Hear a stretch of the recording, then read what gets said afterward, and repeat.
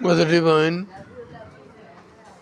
today I am reading Nolinda's translation of Prayers and Meditation, January 13, 1914, January 13, 1914, last three paragraphs.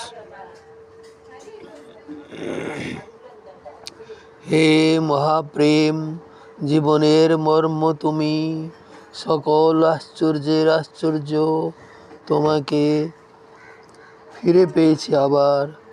আবার তোমার মধ্যে আমার জীবন চলেছে, কিন্তু পূর্বাপেক্ষা কত বেশি শক্তি নিয়ে, কত বেশি চেতনা নিয়ে।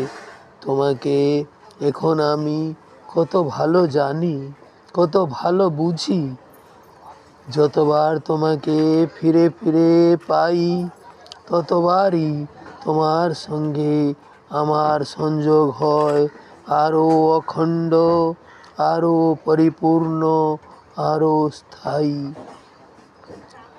জাগ্রত সান্নিধ্য তুমি, বাক্যাতীত সৌন্দর্যের পরম পবিত্রতা, পরম পরিত্রাতা চেতনা তুমি, মুক্তিদাতা মহাশক্তি তুমি।